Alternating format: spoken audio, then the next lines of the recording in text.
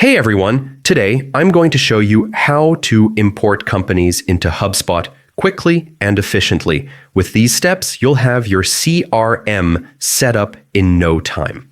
Start by opening your browser and going to the HubSpot homepage.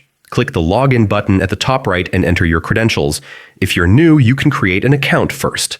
Once logged in, head to the CRM section. This is where all your contact and company activities happen. From there, click on Companies to see the full list of businesses in your database. Now click the Import button.